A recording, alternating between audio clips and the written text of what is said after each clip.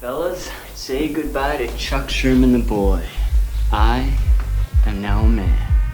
I highly recommend you join the club. We are doing the wild thing all night. Acid house music. Hey, what's up, everybody? This is Sherm. Sherman, I cook all this food. Is that all you gonna eat? General Sherman realized and understood the importance of house music. So, do you know anything about techno? No. Listen. Get it on. Yo, what's up, everyone, and welcome back to another brand new episode of Sherm in the Booth. I'm, of course, your host, Sherm. Today is Wednesday, May 19th, 2021.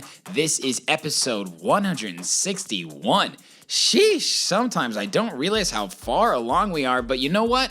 I only love this more and more every episode, especially when I get a guest who is someone as awesome as the talented DJ producer Bondar. My guy Oleg was in town from San Diego, and I'm so glad we got to link up in person for this special interview. In episode 161, we discussed it all.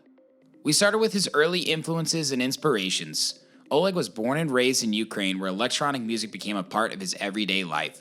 He moved to Chicago before he was a teenager and delved even deeper into the house and techno world and eventually started DJing. The rest is history. We had a powerful conversation on him becoming Bondar.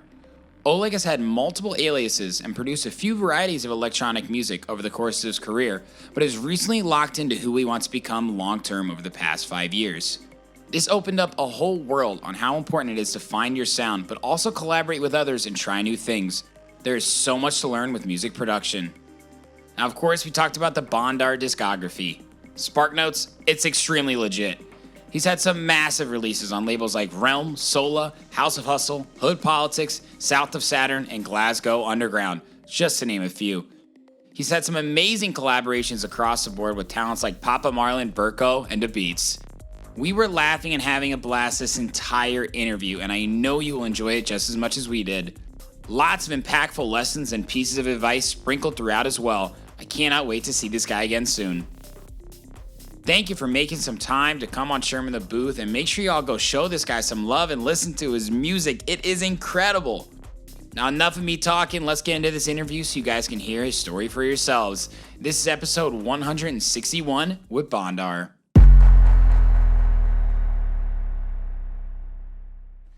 All right, ladies and gentlemen, we got a very special guest today. He's visiting from Chicago. Well, he's visiting Chicago from San Diego. The former Chicagoan, Bondar. Welcome to Sherm in the Booth, man. Thank you for having me. Let's get it. Cheers. Cheers, yes. Such a pleasure, man. Back in the hometown and back in the loop. Yeah, I know. We're not too far away from where you used to be, right? Yes. I used to live here. I used to work here, and now I'm visiting this incredible studio. So it's Hell yeah. Welcome. Yes, thank you so much. I'm so glad that we were able to line this up. Yes. Before we get into everything, I got a question I want to ask you. What do you miss most about Chicago?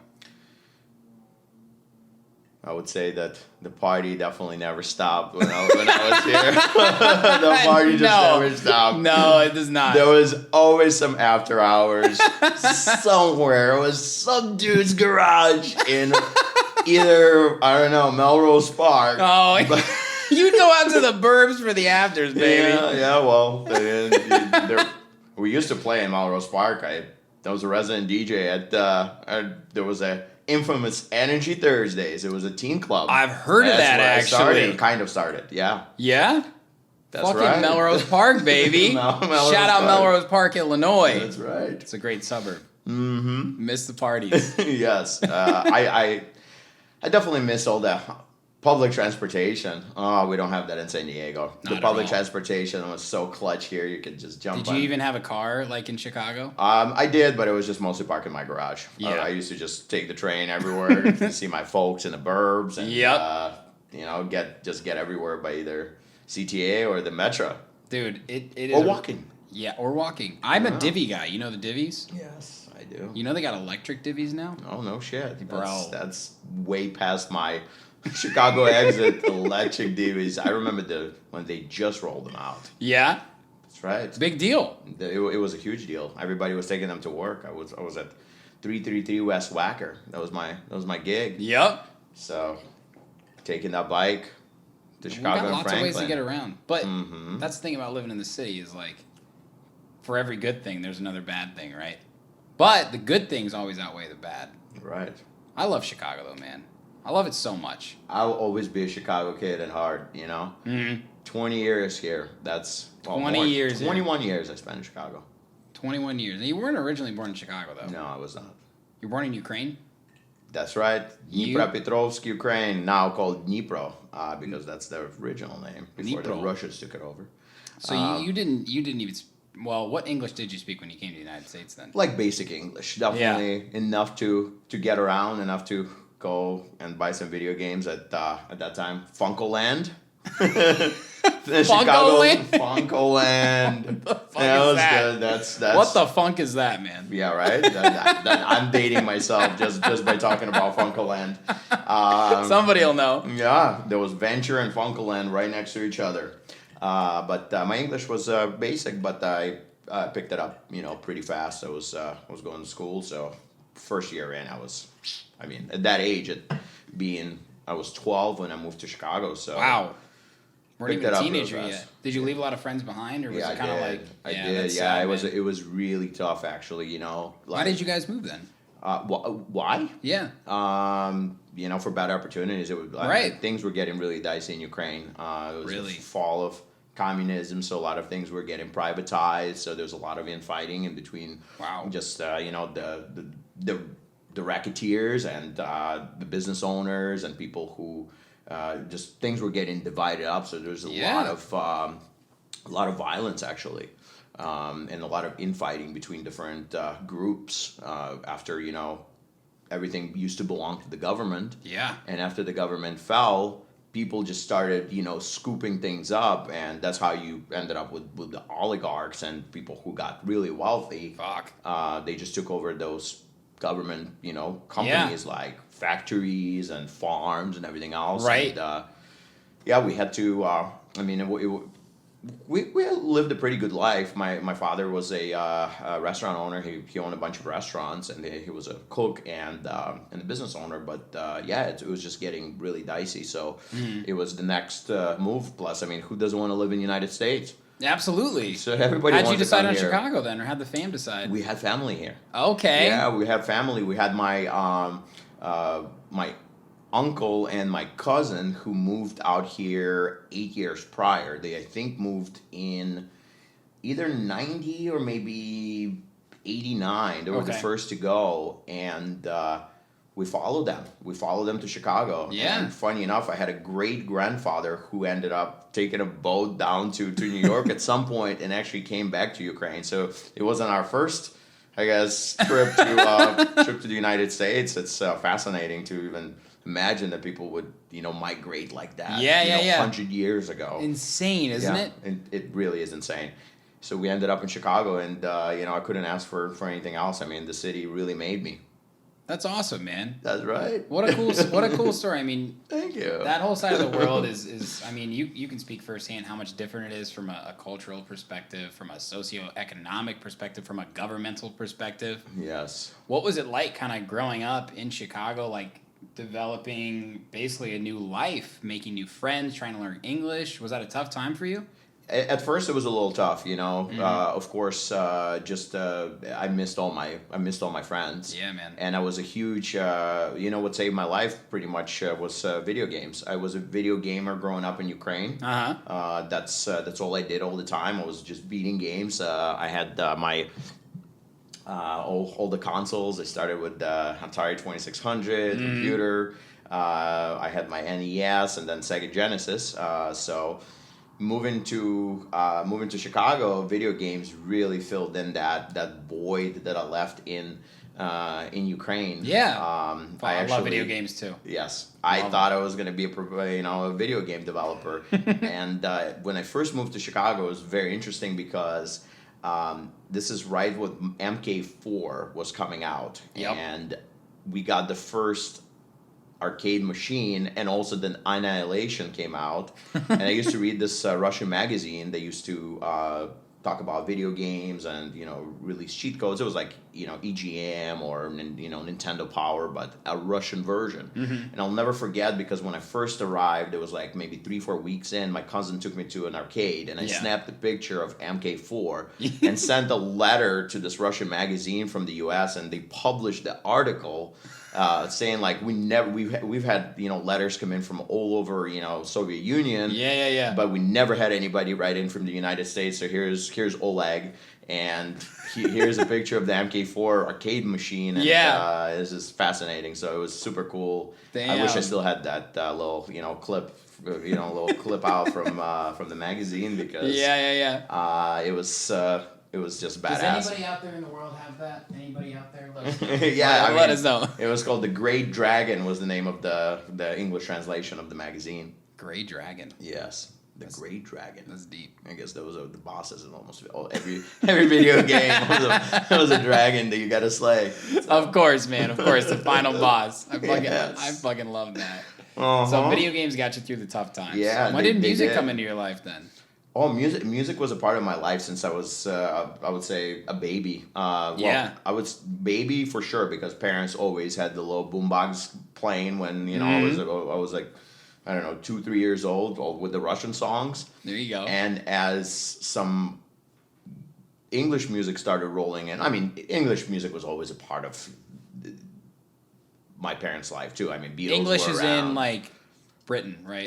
Like, just, I guess, music. English speaking. English speaking music. Gotcha. So, you know, hearing it, picking it up, loving music as a whole. And then we started getting dance music from Germany, from Sweden coming in, and we had what's called these like DJ hits tapes. So my father used to buy them for his restaurants, for his own enjoyment, and he would buy and he would introduce me to these audio tapes. Yeah. And I used to copy them. I figured out, I remember by myself, just somehow I plugged in headphones into the actual mic jack, and I spoke into it. I was like, oh my God, this is actually a microphone. Yes. And I was like, I don't know, 6-7 years old. So I was like recording little voiceovers over these mixtapes.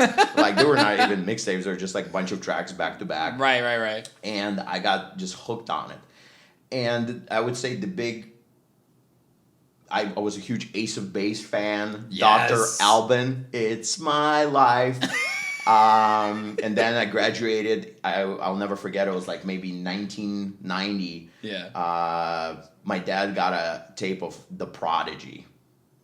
Yes, it was the Prodigy, The Experience first, and then The Fat of the Land. Jeez. And I was just obsessed. I mean, hearing those insane beats. Yeah. And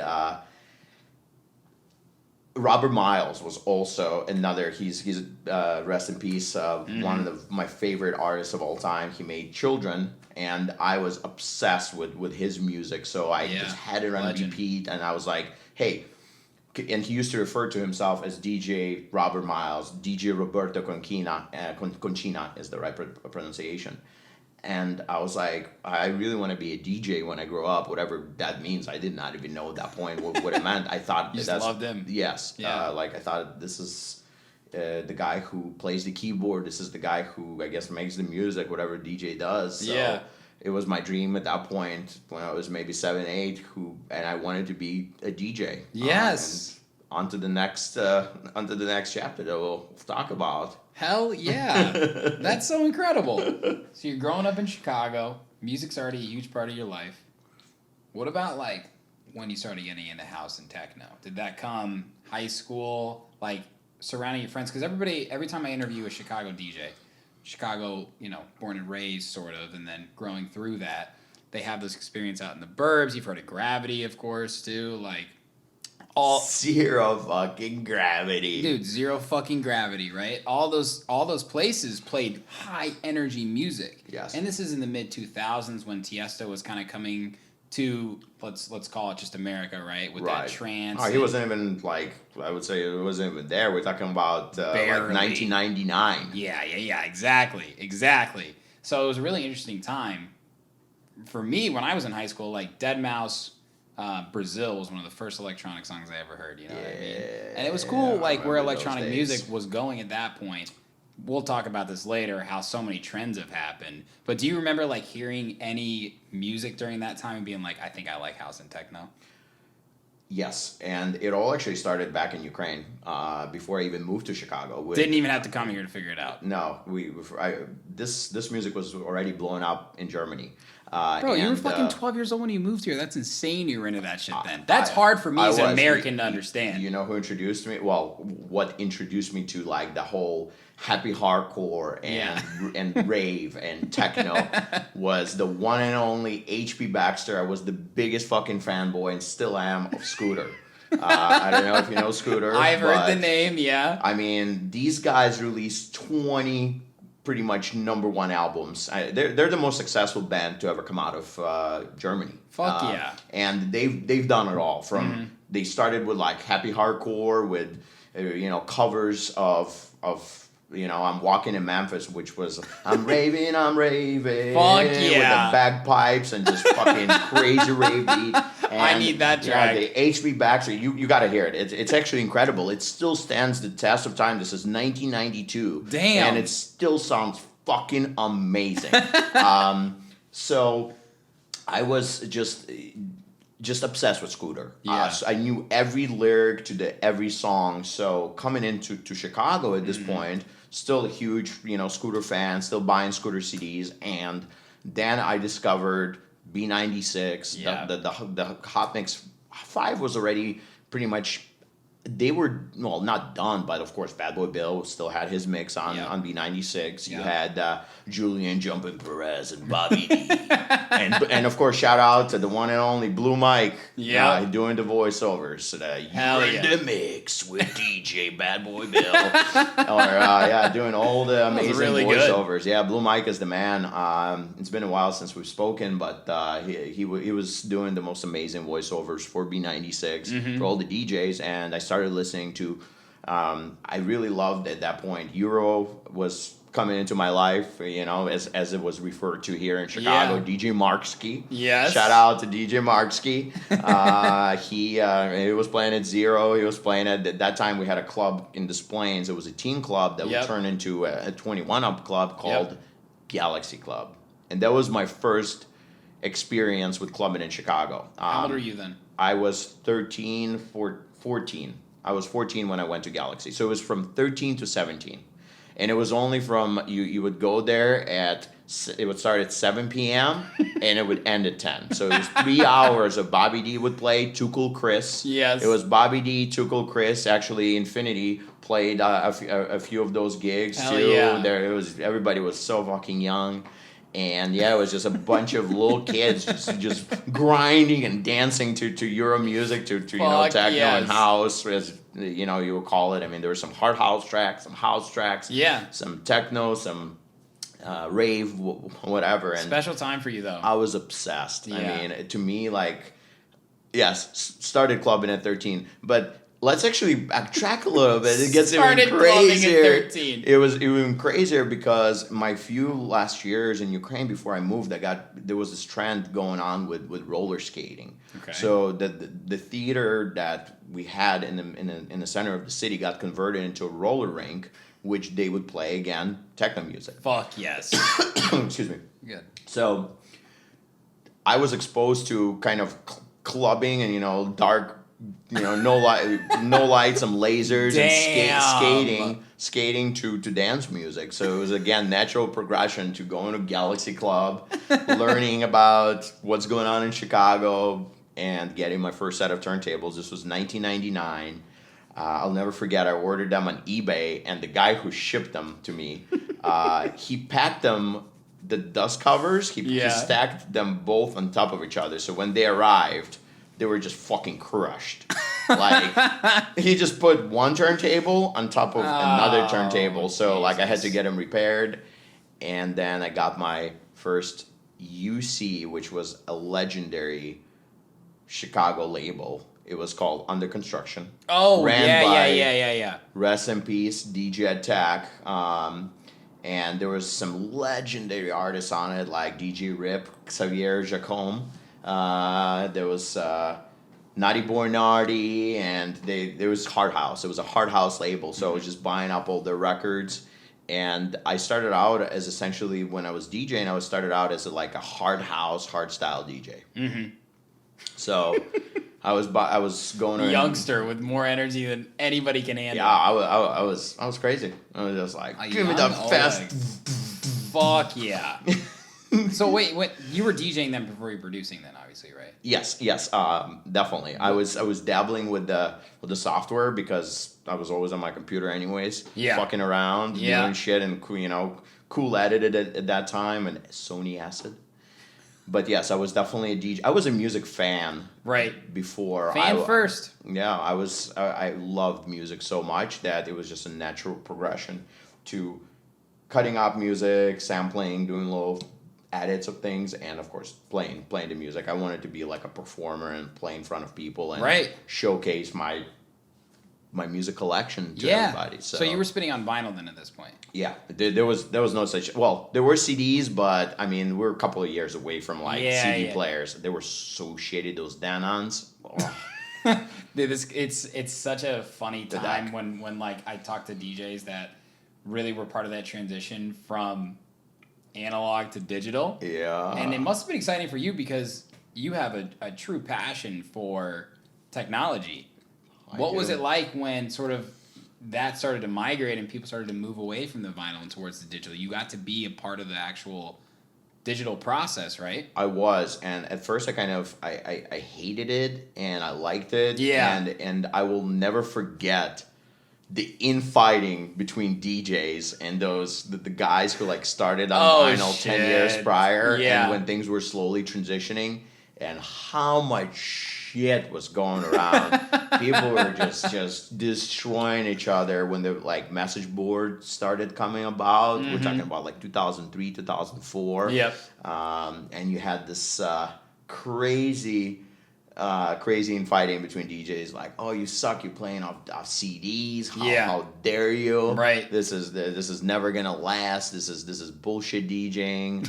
We've got to stay on wax. Wax is the way. Wax is the way. Yeah. So, but here we are today. USB sticks, and I have to say, I still love playing vinyl. I mean, I will forever love vinyl. I still have, you have a vinyl collection? Turntables. So, funny enough, not as good of a collection as I used to because most of my vinyl got destroyed in a flood at my folks' house. Fuck. In around, what was it, like 2005 or 2006, we had a sump pump fail. Damn it. And crates and crates and crates of actually some rare, like German and just amazing vinyl got rest in peace. It is what it is. It wasn't that moment. Yeah. Oh, it was. It made me sad forever. I'm still gonna shed a tear. But I told you I was gonna unlock some memories. Oh yeah, for sure. I mean, I do miss the tangible feeling of music. Even the MP3s were more tangible back in the day because when something came out, almost everybody heard it because there was not everybody was making music. Mm-hmm. So we were a part of these like scene FTP sites where you would shout out. That's actually how I met Mr. Infinity. We met by ripping some vinyl to MP3 back in, I don't know, 2002, 2003. How did you even do that? You would it? Yeah, you would play it. There was a aux out into the computer, and you would play the record out. Yeah. You would record it into an MP3 file, cut it up, clean it up, and then normalize it. Yeah. And then tag it, and then put a little tag to it as the group that you're affiliated with. Right. And as the return for that. By the way, this is some shit you don't hear on any other podcast.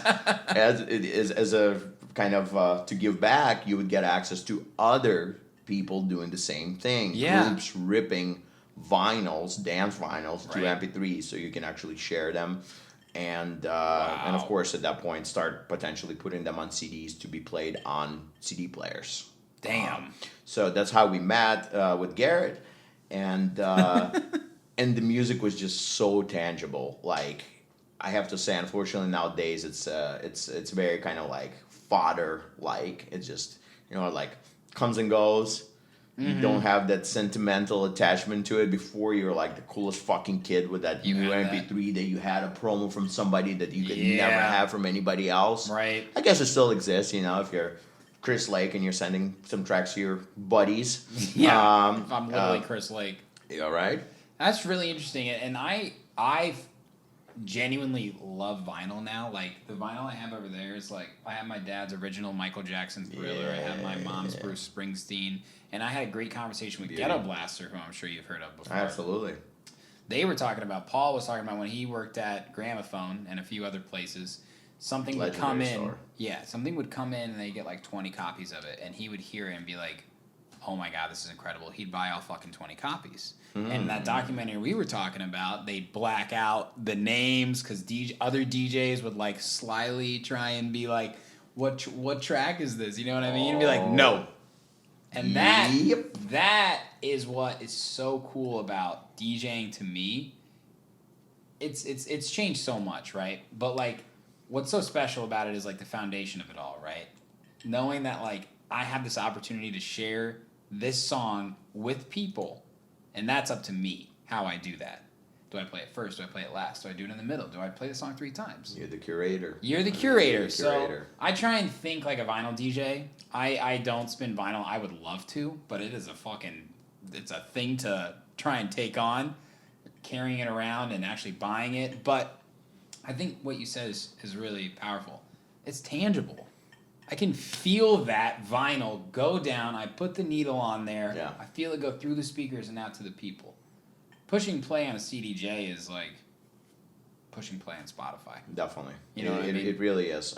Even at some point, I would say there wasn't such a crazy influx of music coming in. Yeah. So even burning those promo MP3s that you got a hold of that nobody had was even more also kind of felt tangible because not many people possessed them. Not many people had that file. It's cool. Now, it was super cool. At least it felt cool at that time. You're like, oh shit, I got this fucking amazing track. I'm about to load up or get a vinyl. That white label. I will never forget. We were all fighting for this white label of DJ Isaac remix of.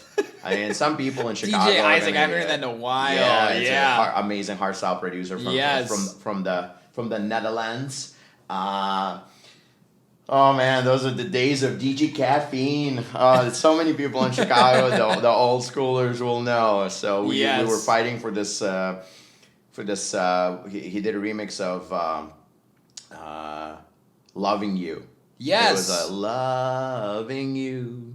Is easy cause and it was a white label obviously because they couldn't release it officially because it was a sample. Right. So it was like hard to come by, and whoever had the vinyl was just playing it out everywhere in the parties. Powerful. Yeah, you're powerful. you had the gold. Yes. That's incredible. It is. So you're let's take it from where you were at with Garrett, right? Like you're taking vinyl and burning it to MP3. So you're DJing, you're getting more into the scene. When did like the actual brand Bondar become real? Like what were you DJing as at that point? Oh, I was actually called, it's funny, I was called DJ Rolex. DJ Rolex? Yeah, DJ Rolex with 2 L's. a little reference to the powerful MDMA. It actually got inspired by, we had this little, first of all, I mean, this scene has always been kind of around psychedelic substances and things like that. Absolutely. And we had, no denying. During that time, there was, and he's still around, one of my, I would say, greatest inspirations is Joe Naughty Boy Nardi. He was making these amazing after hours CDs that were like called After Hours, the first dose, After Hours, the second dose. Damn. So I was known as DJ Rolex with 2 L's. I actually got sued by the Rolex, the watch company. Are you kidding? True story. Holy shit. I had a domain name, djrolex.com. And the lawyers for Rolex reached out to me and said, hey, you're infringing on our clients. It was phonetically identical. Copyright, so you have to sell your domain to us, or we're gonna we're gonna actually we're gonna sue the fuck out of you. DJ Rolex died. Yeah, well, I was still DJ Rolex for a while until, of course, I graduated to, I became a little older, and that whole association with teen scene and the crazy partying kind of, shifted to, I became just my real name. There's actually another little section before all of that. So DJ Rolex was there for a long time until DJ Butt Plug came along. No butt plugs. I'm just trying to eliminate all options before you keep going. So I was playing house. I was playing hardstyle. It was depending on the venue. I always played to the people, not so much to myself. So if you played the downtown clubs at that time, you had to play house music because the hardstyle wouldn't fly downtown at like Soundbar. Soundbar was already around. We're talking about 2004. Fuck yeah. What else was out there? It was Buzz. There was Red 05. But you had to play house music, and of course, if you play the teen clubs, you have to play the hardstyle. So it was like always switching gears. Comes about 2006, and I was always a trance fan. So what really captivated me about trance is the instrumentals and, of course, the amazing vocals. Of course. The beautiful lyrics, the really deep piano, the seventh and the nine chords, and the beautiful vocals, and the emotion that came with trance music. So I was always a huge, fan of Paul van Dyk, of Paul Oakenfold, of Armin van Buuren. Yep. And the scene in Chicago was huge, especially all the Polish people love trance music. So it still is pretty vibrant here. Oh, for sure, 100%. I mean, trance is probably one of the biggest genres in the world when it comes to dance. And there were a lot of really good trance events. So my cheers. Boom. My man. I was like, hey, if I'm gonna be producing music now, because I was just getting into production. Right. This is like 2005. Let's make trance music. Yep. So I got a group of people together. One of my best friends, Mr. After Mihov. He was an amazing keyboard.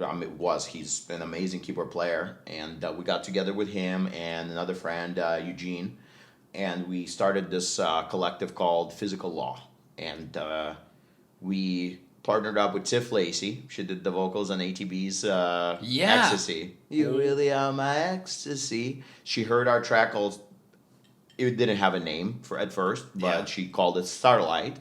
She wrote vocals for it, and we had a release, and it got support from definitely Ferry Corsten. It was played on Corsten's Countdown, I think, number 36 or something like that. Damn, bro. Like a long fucking time ago. Definitely got support from other big trance producers, and we started playing gigs. We played at that time. There was Vision and a couple of other venues. So we just kept on the track of producing trance music, and that lasted up until about 2009. Okay. Making trance. We had a couple of successful tunes. Starlight being probably the most successful one. That's amazing, though. Yeah. You got a big win pretty early on. Yeah, it was unreal. It felt like just hearing like a podcast from Ferry Corsten play. It's like, and now we listen to Physical Law from Chicago with this beautiful track called Starlight. And I was like, I'm like, I don't know. I don't remember how old I was, but that's insane. Like, holy shit! So that lit another, big fire under my ass, and bought more studio equipment. Really got into. Back then, there was not many materials. You just kind of bounced off other DJs, and you look up to others who were already successful. They would teach you something. Read some books like the Mixing Engineer's Handbook, right, by Bobby Owsinski. Still one of the greatest books out there, and. It's hard to keep a band together, so a lot of infighting, a lot of taking who's responsible for this, who's taking credit for that. Duos are tough. Yeah, we were a trio actually. A trio, A right? trio, yeah. So it was we always me and Aftem always got along really well, but we didn't really get along too much with our third producer. So we did our own thing. We branched off and started our own studio that was called Physical Law Studios, and I spent pretty much 2.5 years just kind of honing my skills and working out of a professional space. At that point, I rented an actual studio space, and I lived there essentially. Taking it very seriously. Yeah, I was like, this is it. I'm really gonna go all in on music. This is 2009 or so, and this is just living in a pretty much little office suite. I mean, I had a house. I was so busy with constantly trying to get better and better and figure out what I'm doing wrong, what I'm doing right. Right. Networking and collaborating with other people and doing remixes. And this is kind of I'm loving house music at the same time. It's not like I'm only doing trance, but trance is definitely my, I would say, bread and butter. That's where you're finding success at that point. Yeah, Right. yeah. But I always wanted to make music that just wasn't kind of pigeonholing me into one genre, because my roots were everywhere. Yeah. So I kind of had to bring that to my productions, and still to this day, Bondar might be known as a tech house producer, but I kind of don't want it to be. I just want to do what the fuck I like. That's the thing. Bondar was just actually born recently. Like, this is a 2 years ago project, because there was Physical Law before that. There was Oleg Bondar. I produced a lot of tracks under Oleg Bondar. Did a lot of ghost production for other artists. But Bondar is finally, I think, what's really gonna stick. I mean, you've showcased that over the past 2 years, but there are some Bondar releases from a while ago that I found. They might be credited to Bondar, but they might not be. Okay, well, what's the Booty Love Some Kind of Rush?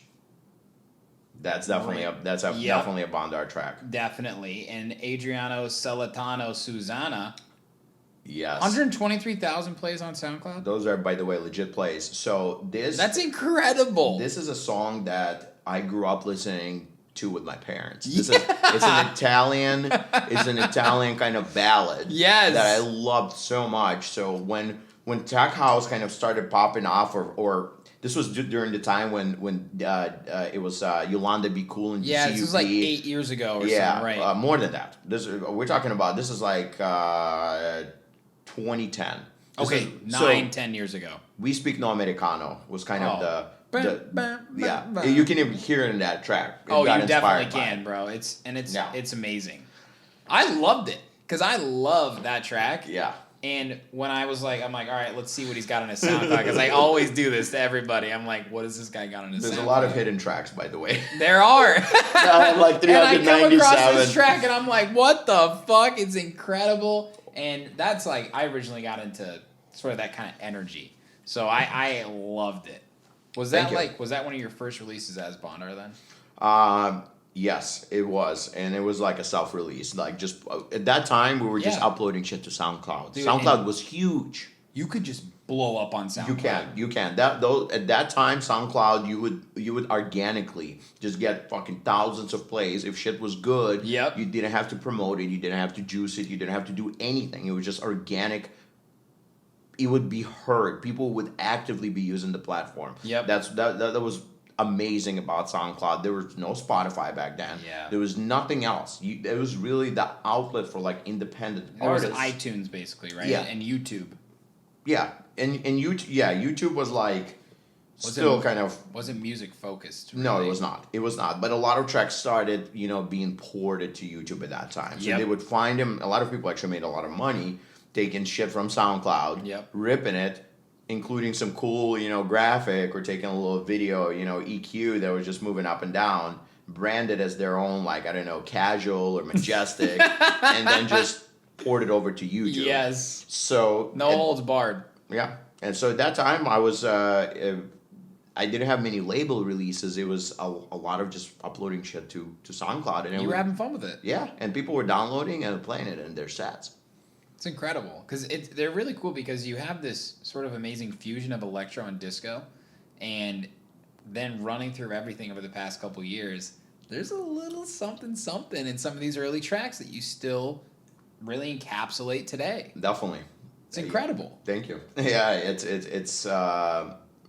it's like a big just hodgepodge of shit, really. At the end of the day. Like combining all the styles, combining all the little methods that I've learned over the years, and of course collaborating with other people. Yes. I mean, in the last couple of years, I've been doing mostly collabs. Yeah. Because as music is not my full-time gig, but it's my full-time love. Yeah. Yeah. Well said. I figured out that it's really awesome and helpful to actually be more productive, to partner up with other people who can take the ideas and then run with them, without or it being vice a duo, versa. right? Yeah, just like my recent collaborations with Papa Marlin, with the beats. Specifically, with Papa Marlin, we put out so many tracks because we met each other, like, oh shit, let's fucking work together. So we started sending stuff back and forth, and it really popped off. He is super talented, and he's better at finishing tracks than I am. So like a lot of times I'll send him ideas, he'll just run with it.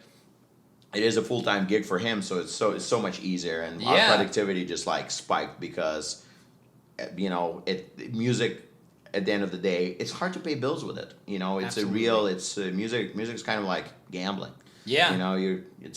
The edges are very thin.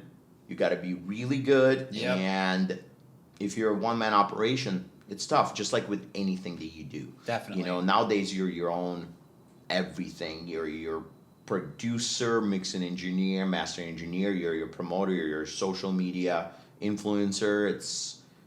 You wear a lot of hats. Yeah, so true, man. And I appreciate you just kind of being humble about that, because I think it's a lot of things that artists think they can get rich getting into the music industry, and it's like, if you're in this for anything else other than the love of doing it, it's never going to last long. And that's the tough part about this shit. We want to make money, we need to live, we want to have a livelihood. 100%. But it's just kind of the fact of the matter. Yeah, and I will never forget. I read this book. I forget the name of the guy who wrote it. I know he was a teacher at Columbia and a very successful engineer and producer for. I think he did mixing for Red Hot Chili Peppers and. But it's funny. He wrote a book, and the first sentence in that book is, "Welcome to the music business. You're fucked." Yeah. So I kind of took it. I kind of took it to heart. That's so. I mean, Jesus, that guy needs to start a podcast. I forgot what his name is. He's a legend. I know he was a audio production teacher for a long time, but that's just the truth of the matter. It's really hard to with payola in the past, and there's a lot of artists who just don't get the light of day because the competition is really fierce, and you really have to connect with the people at the end of the day. You might love your music, your family might love your music, but the fans might not. And the landscape has changed so much too with social media and stuff, and we're kind of in my opinion, an adapt or die phase for people in electronic music specifically, right? Like, you can't just blow up on SoundCloud and get a tour on that anymore. You gotta have content, you gotta have a YouTube, you gotta have basically layers of your brand. And there are a lot of people I've talked to that are very successful on social media and make great music, and the reason that both go so well is because they've had to put more effort into the social media, right? Yeah. And it's frustrating for people that are truly musical geniuses. You know what I mean? Like, a friend of mine is, without a doubt, the best piano player I've ever heard in my entire fucking life. This guy could play blindfolded, he could play Beethoven's Symphony. He's a successful lawyer in Indianapolis, you know what I mean? And I'm thinking to myself, dude, if people just heard this guy, you know what I mean? And I say it to him every time. And he's like, I just don't have it in me to do all that. Right. And I get that. Yeah. You know what I mean? It's, How's that been for you kind of over the past, I guess, decade, seeing what you have to do, right? Well, let's start with the whole social media concept. I mean, I have to say, for me personally, it sucks the life out of music. It does. It really does. Yeah. It's one of the, and people will say, hey, you're a dinosaur. Maybe you know you can't Fuck them. Who you says can't that? you can't adapt, and that's fine. That doesn't bother me one bit. I have to say, being your own cheerleader on social media and constantly having to create potentially content that you don't give a fuck about Yeah. is one of the most deflating fucking things for me. And Facts. I'll just say it how it is. You know, I don't envy anybody who's got clout on social media who are producing these, you know, funny reels, and I get it. And I've done it. It's actually fun. I had this little fucking reel with the little iron and, you know, blowing the steam. I saw that. That was funny. Yeah. But you enjoyed that. Yeah, I enjoyed it. I actually enjoyed making it. I didn't do it to get views or likes. I Right. thought, hey, this is something fucking funny because, you know, the whole thinking of actually of fucking Johnny at Spy Bar fucking blasting people with the little Yes. So that's what kind of inspired me. And yeah, like I had fun doing it. And maybe those kids have fun doing it. But hey, at the end of the day, you got to focus, I guess, on one thing. And it's really hard when you're segmenting all of these things. And it's just, it takes, a lot out of you. Yep. Especially when you have to do it just because you have to do it. That's why I respect people like Christian Beat Hurt a lot, who is probably the most incredible studio producer of all time. I mean, this guy, first of all, probably my number one inspiration. And he doesn't give a shit about DJing. He doesn't give a shit about touring. He doesn't give a shit about creating content. The content that he creates is the music itself. And that's It's why his product. Yes, and that's why it's so amazing. There's Yeah. nobody who could rival his skill level. And that's why he's got 8,000 published tracks in something like the last 10 years. Jesus. So it's, I mean, you got to pick your battles. And at the end of the day, I think social media is, it's kind of sucking the life out of music for me. So I still fuck with it. I still do it. I'm still on social It's a media. necessary evil. Yeah, Right. yeah, but I don't like it. I think that if more artists would actually focus on the creation of the music itself versus having to spin their wheels and create content for their fans, content meaning not music, but them jumping around and doing some silly fucking memes, I think would be in a better spot. I like that. Appreciate you giving a different side of the coin there too, because you know a lot of people maybe say what they're supposed to say or do what they think they're supposed to do, right? Or do what people who don't produce music say to do, Right. right? I totally agree with you, and I kind of thought about my brand in that way. I was like, what do I actually like doing, and what would I really not care about if people didn't watch it? Did I enjoy doing that, like these Subpack reviews? You know what Yeah. I mean? I love doing those. Subpack. That is genuinely fun. We could probably do a whole episode on Subpack. But, like, that type of stuff is so fun for me. When I put together these live sets, I think about it, like, especially over the past year. You know what I mean? Like, I'm not doing that shit for anybody else but me. Yeah. And the that's second the I most started thinking important about that, exactly. Like, so whatever you enjoy doing, people ask me all the time, like, upcoming artists, what should I do? How do I grow? And I'm like, what are you good at and what do you like doing? Do that. Just Exactly. do that until you feel like it's good enough to put it out there. Yeah. Whatever it is. If you really love food and you want to build a brand off that, well, what kind of food do you like? Start fucking showing us the restaurants that you go to. We don't have to reinvent the fucking wheel here, people. Exactly. You know what I mean? And you kind of unlocked a side of my brain there too. You got to do what you love. It's like kind of in parallel. It's what Jim Carrey said. Yep. It's like, you know, I wish everybody would get rich and famous so they could see that this is not the answer. Yes. And because people are doing things that they think will bring them happiness, Yeah. while they're cheating themselves out of the actual happiness by doing things they don't even give a shit about doing. Yep. Life can be short if you live it like that, and life can be long if Right. you live it with enjoyment in what you do every day. Yeah, absolutely. And I think the social media is sucking out a lot of the life out of people. But hey, if you're really enjoying it, I mean, I love you. Okay, I found another track that I want to ask you All about right, because let's go. I have interviewed a lot of producers that were not formerly dubstep producers, but love heavy trap, metal, whatever it is. You released a track in 2016 called Members Only.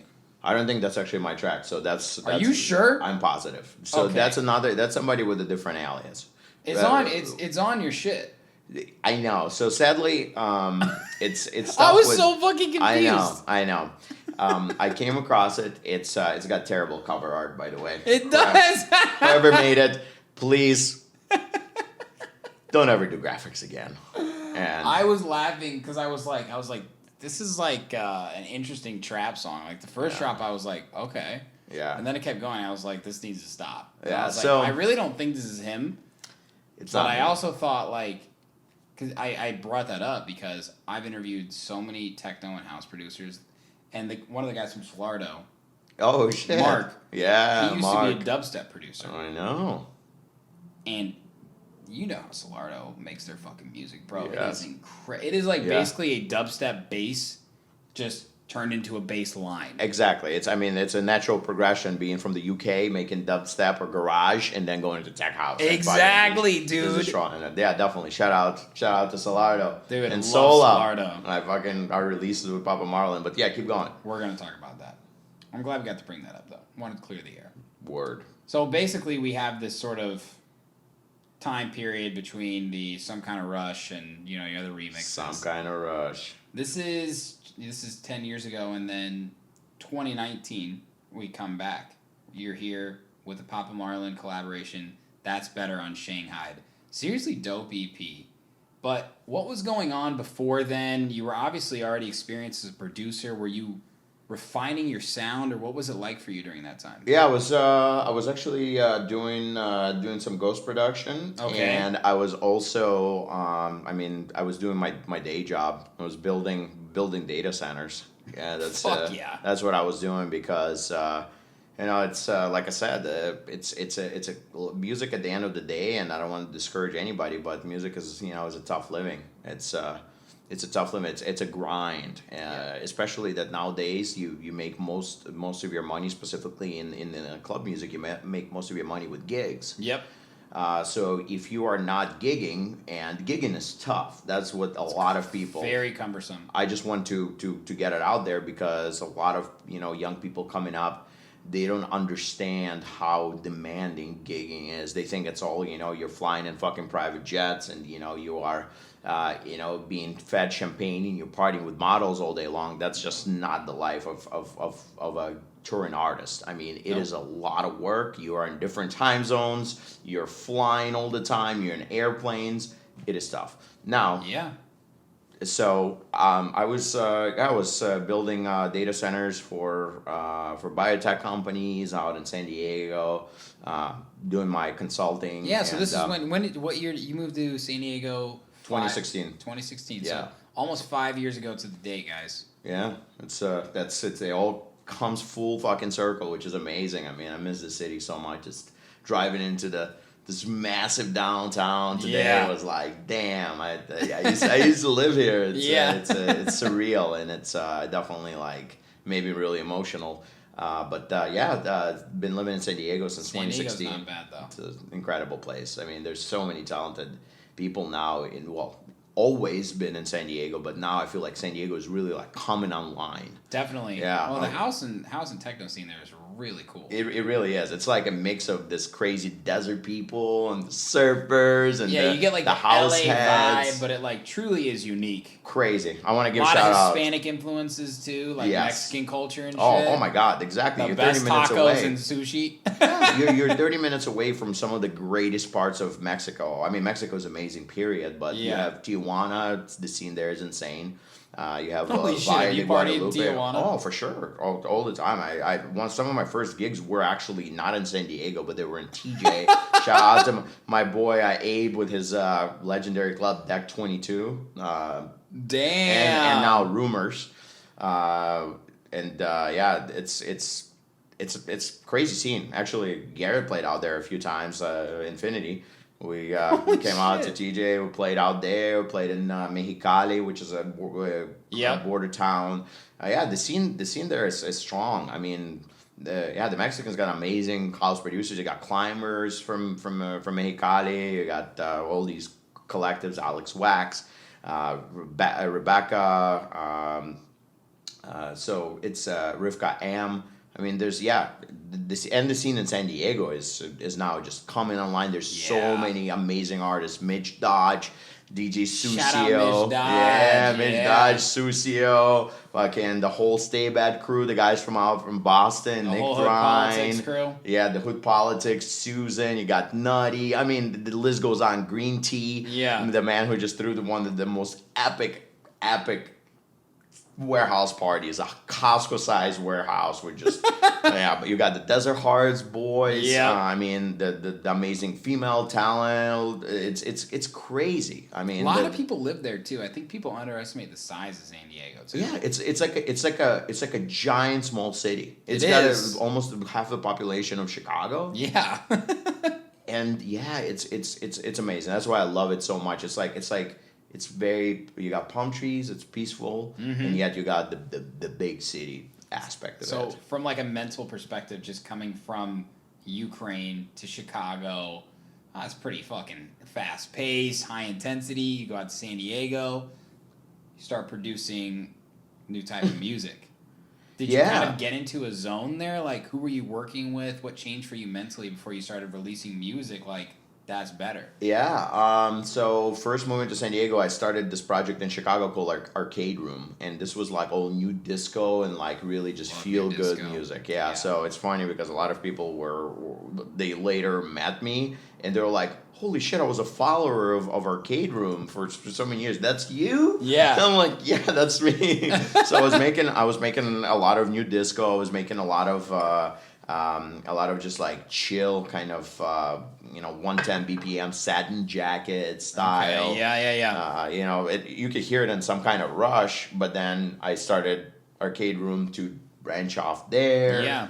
I had a release on the label that now I'm trying to remember the name of it. It was run by actually my good friend Ty Serna, Sly Turner, and Shusky. Well, Shusky wasn't part of that label, but my boys who are now making incredible fucking music along with Matt Agbert. Matt Agbert, bro. Fucking legends, man. The front left productions. There's so much talent, but I released a tech house track on Sly's label. What the fuck was it called?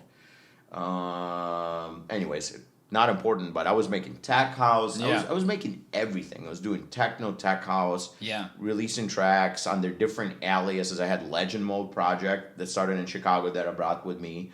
Not much really changed in San Diego. I was still making like all sorts of music under different aliases, Ghost Production, New Disco, Techno, Tech House, House, plus doing my real job. Right, Jesus Christ. Right? So you were still fast paced then. Yeah, I mean, You brought that energy. Yeah, always. I mean, I've my heard mind people is that always come on. from Chicago or even like New York and I mean anywhere outside of the West Coast go there and they sometimes get a little frustrated with the lifestyle. Was that a big change for you?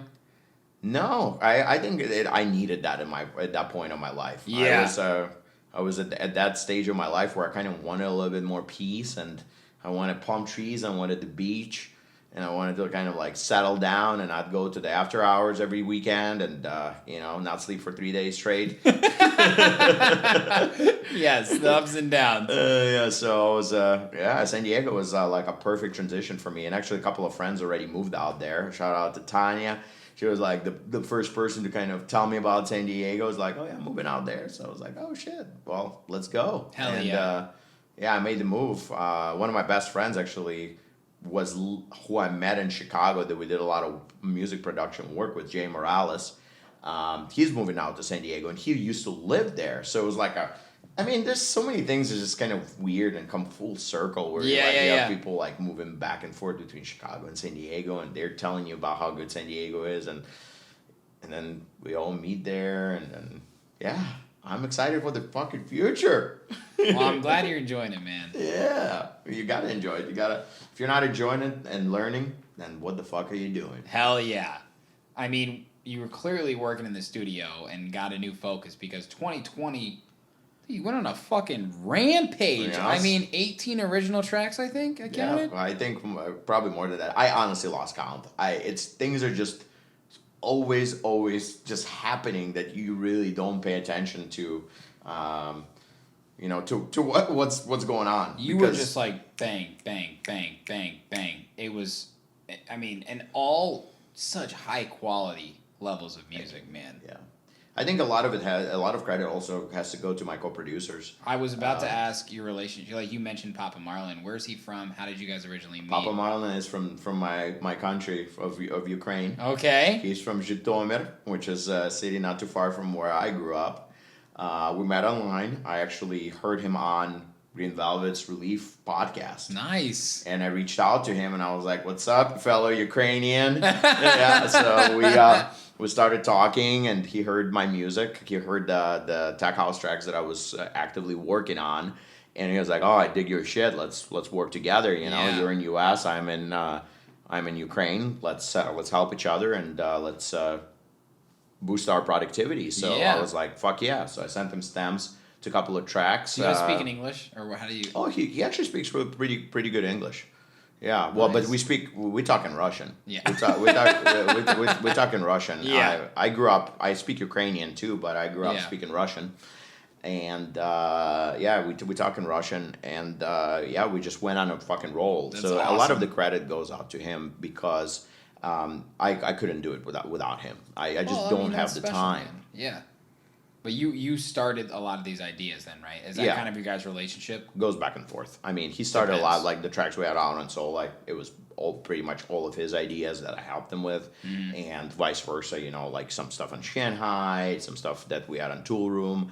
It's definitely like a team effort. I love that. I have bounce stuff back and I have forth. a friend of mine I have a similar relationship with. His name's Flaninho, and we release a lot of collaborations. And sometimes it's hard to work with other people in the studio, right? But you find those people Yeah. where you don't want to like do a project, like you don't want to become a duo, but you love working with each other, and you kind of bring out another side. And Exactly. I mean, dude, 2020 you guys released on Sola, Delicious, Realm, House of Hustle, Twice, Criminal Hype, Strange Love, Atmosphere, Hood Politics, IAMT? How do I say that? The IMT group, and that runs RIM. So that's RIM, the label, right. RIM. That's run by actually Spartak, another Ukrainian living in Barcelona who does techno. That sounds he like is a a cool fucking guy. legend. That guy is a workhorse entrepreneur. I followed him like back in 2012, living here in Chicago. Fuck yeah. And he runs RIM and runs a lot of different labels. There's sick. also what's his techno label? It's so hard to keep up with all the fucking labels. So many labels these days. But Codex. Yes. He runs Codex. Heard of that, yeah. Yes. So that's IMT is the international, I think, music team that is his like conglomerate of companies. Right. Yeah. I mean, and not to mention South of Saturn. South of Saturn. That's right. Lee Foss's Populating our- imprint. Dude. So, Chicago guy as well. Hell fucking yeah. Mhm. Running through all these tracks, right? Like, we've got so much variety, so much success, too. Like, I mean, these are well-known labels. For those that don't know, Sola is Solardo's label. Realm is Gorgon City's label. Like you just said, Hood Politics, Polly. DJ Susan, South of Saturn, Lee Foss. Etiquette is Hannah Wants, right? Etiquette is actually a sub-label of Tool Room. Is it? Yes, it is. Okay. Yes. Because Strange Love and Etiquette are both Tool Room sub-labels. Right, because those tracks went on Tool Room Yeah, house parties. Exactly. Yes. That correct. makes sense. I was just about to ask you sort of the dynamics. So Yeah, that makes sense. that's exactly what it is. So yeah, the legend, one of the biggest Mark inspirations, fucking Mark Knight. fucking Knight. How cool! Like, I mean, I wanna talk about some of these, but like when I roll through that list, how good does that feel? Like, which ones stick out to you the most as ones you're either most proud of, or like, wow, that was a bucket list label release. All of them. I would say, all the Subways, I think, on Realm was one of my favorite ones. Dude, and it's so sick. Moving fast. Moving Fast definitely is I love that it made to like all the workout playlists. Yes. So, like, it has 195,000 plays. Yeah, so like all the workout playlists, people fucking moving their asses to that shit. I have to talk about actually one of my favorite personal releases, and the story is kind of fascinating. Yeah. With Dan, the Beats. Shout out to my man. First of all, one of the nicest people in the industry. From Stay Bad Collective. Yep. He is. This guy's just going places. I mean, he's what I really love is that he's making the real house music. Two Beats on your Glasgow Underground Yes, our release. Yeah, through changes. Through changes. You can get that. Yeah, perfect. I think that's actually we can Take add it. Yeah. Hello, Mom. We're okay. We're still going. It's Almost amazing. done. Yeah, we're almost done. We're almost done. I promise.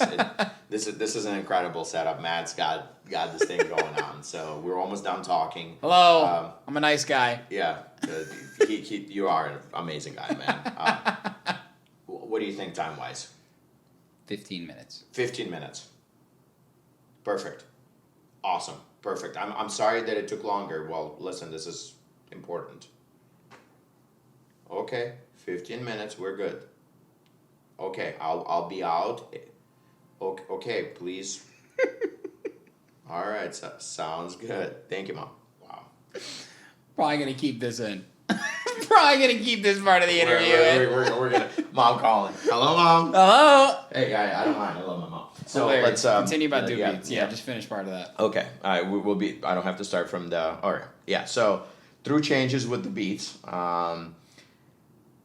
This is a track that I did about a year ago by myself at first. Mm-hmm. I was actually experimenting with just some kind of new disco house beats, and the inspiration was a Mark Farina track that I was upset. Well, Let's go. Mark Farina played it in a concert that I went to in Chicago. It was either 2003 or 2004. He played this track by an Italian producer called Crico Castelli called Through Changes. Okay. And the vocals were, sometimes we all go through changes. Life is like a game of cards. If you want to win, you got to know to play the game. Because sometimes we all go through changes. So I got on my iPhone and I recorded these vocals. And put it over the track and played it to I actually had a little a party in my house when I was working on. It was just a couple of people chilling, drinking some beers, and I was recording it, and they're like, "Yeah, this is fucking dope track." Yep. Then it gets saved and forgotten. Dan comes by and I give him a couple of tracks to pick through so he can finish them or have some ideas, because that's how collabs work. And he goes, "Oh my god, I love this track." And I'm like, "Okay, cool." He goes, "Hey, I need the stems for that." So he gets the stems from me. I'm like, "Cool, all right." So he goes, "Oh, I got some really good ideas for this track." So I said, "Fine." Next thing you know, he tells me, "I'm done with it, listen to it." So he sends it to me. I'm like, "Okay, I like it. He goes, "I'm going to get it signed to Glasgow Underground." I say, "All right. No whatever, problem. Whatever." Yeah, sounds good. I'm busy. I'm working. There's a lot of shit, a lot of projects at that point going on. And not really musical projects, work projects. Yeah. And next thing you know, he goes, "Oh, it's picked up by Glasgow Underground." I'm like, "Okay, cool." I'm not really expecting too much. And then the next thing you know, this track goes to number 1 on TrackSource. Dude. So. And it's nothing you had released before, too. It is your style, your passion. Yeah. But none of these tracks that I just mentioned are really in the world, right? And it's true house. Yeah, it is really that true house vibe. It's got that, that kind of disco sample, fat house beat, just a little talking vocal. I did the vocals for it, so I've always wanted to have my vocals on the track. It's funny, I did the underground release of, it's called, it was called Spy Next Door. It was a track that I recorded after after going to Spy Bar in my apartment above Spy Bar when I used to live there. Shout out to Spy. Yes. The club that gave me life. Love you, Spy Bar. Yes. We miss you. We love you. Spy Bar, please come back soon. It was about my experience with Spy Bar, but it never really got anywhere. I know Dino reposted it or something like that, but finally Through Changes was the first track where I did vocals. I also did vocals on One Thing, by the way, too. Oh, really? Yeah, One Thing is me talking. I just came to say one thing. No shit. Yep. You do really good impressions. Thank you. And you're a good singer. You've demonstrated that a few times. I'm not much of a singer, but definitely I love to do little voices. I always took little imitations, You may not like social media, but you are an entertainer. Well, shit. Likewise, look at you, my man. Okay, we got to talk about this track real quick. Cool. We did a whole beat breakdown on it. Void with Burko. I just want to do honorable mention to the man Burko. Yes, we just had an amazing weekend at Why Not Festival. Dude. That was epic. Burko, look out for this guy. You the man. Also, Burko's going to find out right now, if he makes it to this part of the interview, that we're finally all going to hang out in person in San Diego. That's Black Book right. in the park, July 3rd. Ooh, Chris Lake, baby, Black Book. Dude, I hope Chris Lorenzo's in the fucking lineup. Yeah, that's what I actually put today when I was buying the tickets. I had to put in who you want to see. I'm like, Chris Lorenzo. Yeah. Yeah. He's going to be there. He's a I want to hear the pizza track. I just want some pizza because I'm really drunk. So yeah, Burko. You're fucking hilarious. Okay, so this track, again, if we go through sort of your 2020 releases, kind of has a template, right? A lot of different influences and styles. But we have Through Changes, and then we have Bangin', which also was high-speed tech house, bro. I'm banging. Rodrigo says. We Dude, did that together with my man. your from releases Brazil. this year have been different. Void with Burko, we know how special this track is. Cutting edge stuff. What was it like getting in the studio with him? And he's a really unique producer. Yeah, he is really unique. That's what I love about him. He's, he's young, he's hungry, he's just he's ready to go, I almost miss that about myself, back in the day, because I was just so fired up, and he's just so fired up. Yeah. And he's unique, he's hungry, and that's what makes him so special. When I first heard him pre-pandemic, we met right before the pandemic fucking hit. Yep. And I heard his stuff, and I was like, dude, are you a protege of Boris Bracca? Yeah. And I was like, you're amazing. We got to get in the studio and do work. Yep. And we became really good friends. And Such a nice guy. He's such a nice guy, man, and an inspiration. I'm ready to teach him what I know, and I'm ready to learn from him as well. And he's just a great friend, So getting in the studio with him was awesome. We did it like we talked about on our previous little podcast during Christmas. Yeah. It was a beautiful, a beautiful experience. We just sat down, started with the arpeggiator, and then in 2 days we had a final track pretty much done. He works fast. I work fast. Ableton made this all possible. Yeah. And, thank you to Ableton. Yeah, and he just put his special touch on it, and that's what you get with collaborations. When you work with other people, they know what to do. They take your idea and they just, they hopefully improve it. And that's what happens with a lot of the tracks. That's why I've been so focused on collabs and not doing so much of my own stuff, even though I am working on a project that is more for blog, kind of jazzy, hip-hop-ish, trip-hop stuff. But that's for another, day. But that's why I love working with people like Burko, with Rodrigo, with Papa Marlon, with Dan the Beats. Yeah. It's always you're getting this unique flavor, unique taste, unique style of music. So you encourage collaboration. My next question is going to be when you kind of feel like someone who, I know there are a lot of producers out there that also have day jobs too, or other passions or hobbies or, just things you have to do in life. Right. What do you do to stay inspired? Do you like the collaboration from that? So I think, first of all, sample packs. I think sample packs are a huge inspiration. For me, they have been for a long time. I'm a huge sample pack guy. I love to get new sample packs. I buy a lot of sample packs every month. So I can get some sort of and I think that's an inspiration for a lot of producers. Loop Cloud is a huge thing. Splice. Yeah, of course. Now you have these services. But when I started, there was no Splice. There was no Loop Cloud. It was Vengeance. Shout out to Manuel Yes! Flights. I brought these guys That's to come up Chicago before. in 2000. What was it? 2005. They were just getting famous with Cascada.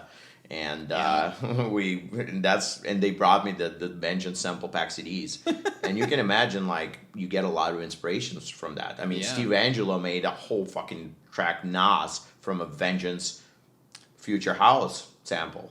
Are you kidding? 100%. It's just literally just one sample with a fat beat behind it, Dude. and some white noise, and that was Nas. Track, why is that track so good?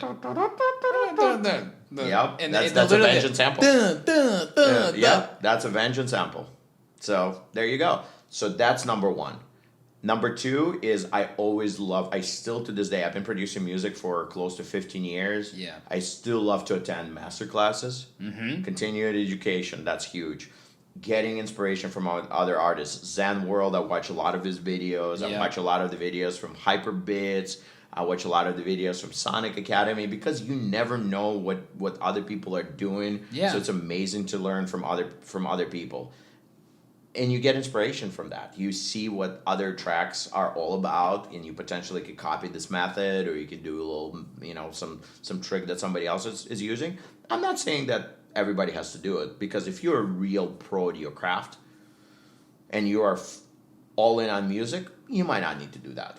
But I'm not, and you're asking about producers who are potentially, juggling between like a corporate job or doing this part-time. Keep learning, keep listening to other people's music. Yeah. Do some tutorials, sample packs. Yeah. And attend some parties, that's for sure. Fucking go dance. Yes. Go dance. I love going dancing. That's the thing. I love going seeing other artists. And just fucking going all out and just shuffling, and I love to dance. So hell yeah, you can't trust a DJ that fucking can't dance. Dude, no, I bet you're an incredible dancer with these impressions and these fucking jokes and everything. That's what she said.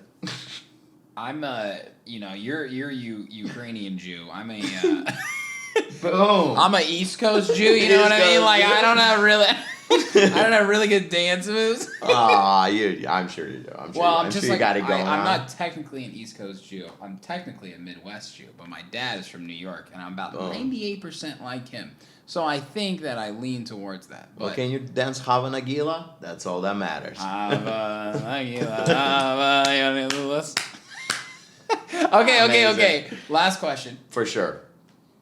What can we expect the rest of this year? You got any releases you can tell us about? Got any shows coming up? The world is opening up again, thank God. Yes. So, first of all, my day job wound down, so I'm just focusing on music. I'm going all in right now on music. So you can expect a lot of fucking crazy collaborations. A lot of the stuff that was already made last year is going to be coming out. Look out for some releases. We got a new collaboration with The Beats coming out on Stay Bad compilation. I got some projects going back and forth. It's gonna be a fun year. I mean, I'm so stoked to just be around people again. Yeah, me too. I mean, you can cough on me. I don't give a shit. Please make coughing normal again. I am excited to just hug people and play tunes, and there's so many opportunities. Like I said, in San Diego right now is blowing up. I got 2 gigs this weekend in San Diego, and I'm super stoked. And you'll see a lot of new music dropping for sure, because I'm never stopping. I'm not fucking leaving. I'm not fucking leaving. Dude, this has been such a pleasure. Dude. I'm glad we got to line this up. I do want to say again, like, I'm such a big fan of you and your music. Like, for real, bro. Like, your shit is my bread and butter. It means for means real. a lot. Specifically, hold on, let me tell you the track that's my favorite. Oh, you gotta look it up, huh?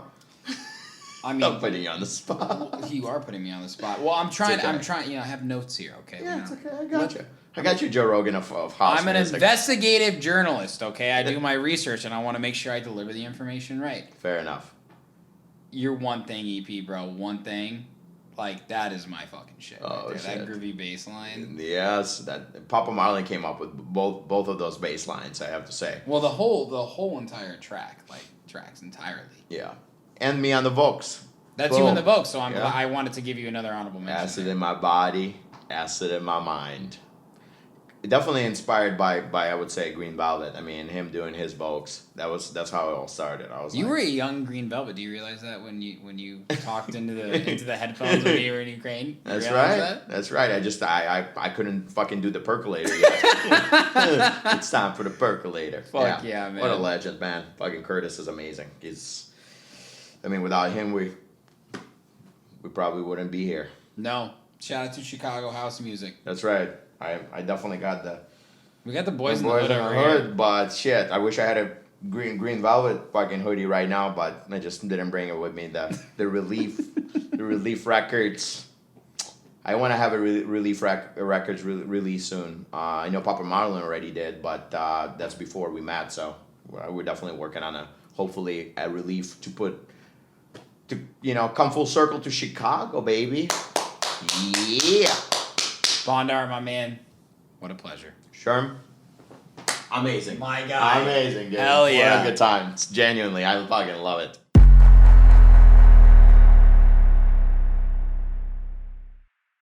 Hey, what's up? And thanks for watching that video. You looking for more content now? I got your back. Go to my YouTube channel right now, hit that subscribe button, and make sure you turn on all notifications so you never miss any upcoming exclusive artist interviews, Sherman the Booth clips, new music, live sets, and more.